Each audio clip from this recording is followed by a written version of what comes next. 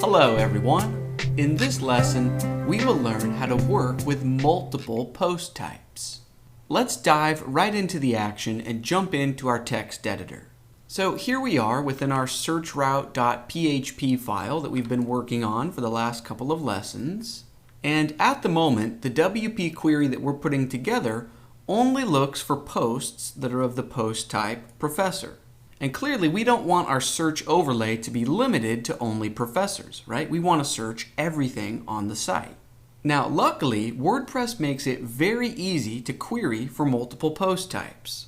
Check this out. All we have to do is delete this quotes professor, and in its place, provide an array. And then within the array, we can just say quotes post, comma, page, comma, professor. Right, so we just build an array and list all of the different post types that we want to include. So if I go ahead and save this, and then over in Postman, at the end of our new API URL, if I search for barks a lot, we still successfully pull in that professor post. But if instead I search for about, as in the About Us page, well, we successfully pull in those results as well. Or I could search for a blog post. So I know I have a post named We Won an Award. So if I search for award, because we included post in our array of post types, we successfully pull in a blog post result. So this is great, and it was very easy to set up. We just set post type to equal an array and list out the post types. However, let me show you something that's less than ideal. So if I search for something like lorem, as in lorem ipsum, just as an example, that's going to return posts from just about every post type. But I don't want all of the JSON for these results to be mixed together like this. Because on our front end, over in the search overlay, I don't want all of the results to just be mixed together in a single list. Instead, I have a vision for a 3-column layout for the results, where the first column will be just posts and pages mixed together, so that will be the general information results. And then the second column will have programs and professors, and then the third column will have campuses and events. So back in our code, instead of placing all of the results posts into this one array, right, into this one big single array, which at the moment is named professor results, right? That's the array that within our while loop, we use array push to push each resulting post onto the end of the array. So what I'm suggesting is instead of just having this one big single array, in order to stay organized, why don't we create multiple subarrays? Or in other words, one array for posts and pages and the general information, and then another array for programs, another array for professors, another array for campuses, and an array for events. So let me show you how I would set that up. First of all, let's do a bit of renaming.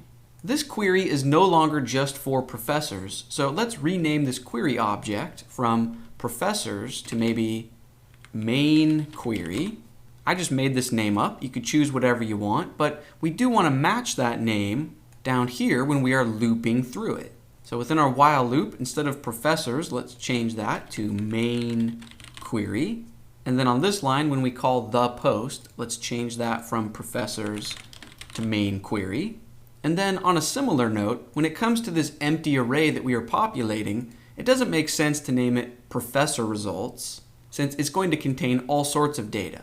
So why don't we rename this empty array to just be named results?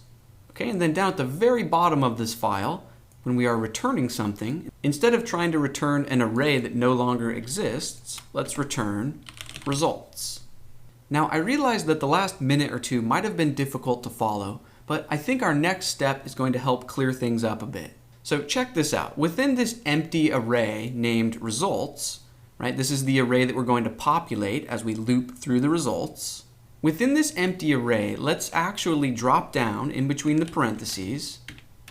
And what I want to do is build out an associative array where each item contains a different type of content. So for example, we could make up whatever name we want, but let's say general info, and this is where we will place the blog posts and pages. For now, let's set it to equal a temporary X placeholder. Okay, new line. Let's create another item in this array named professors, and just set it to equal an X.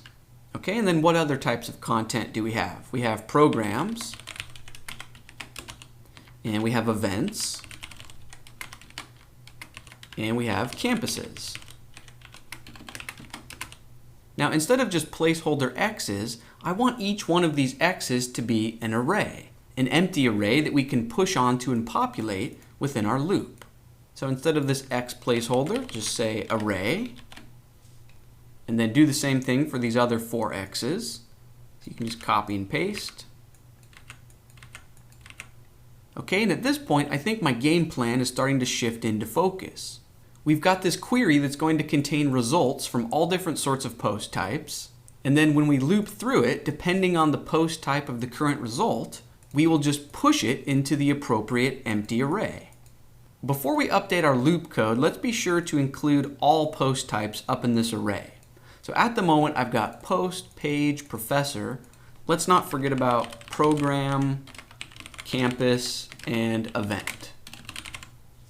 All right, now the final piece of our puzzle is to update our loop code.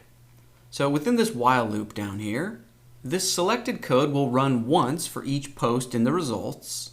Only now, instead of pushing on to the end of an array named professor results, let's change this first argument to results, and then you can look inside the array with square brackets, and let's say general info. So this is our way of saying that the array we want to add on to is this one, this empty subarray that lives within the overall results array. Cool, but there's one thing missing.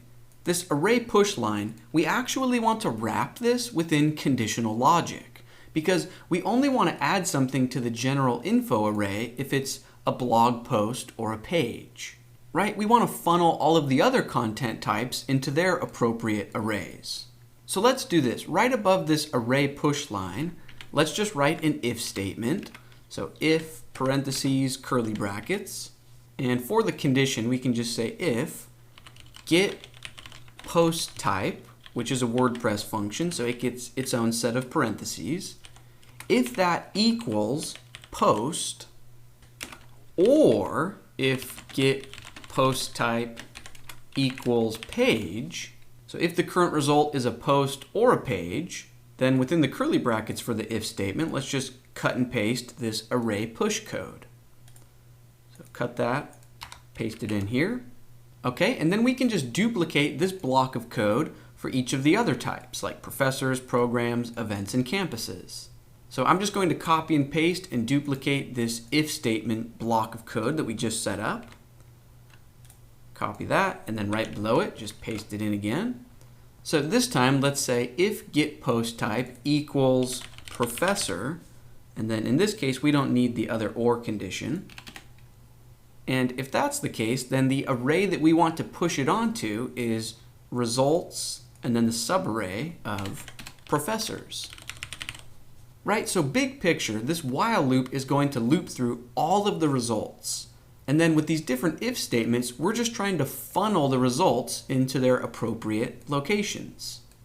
So that way, the data that we feed to the REST API is already organized, and it will be super easy to work with within our front-end JavaScript.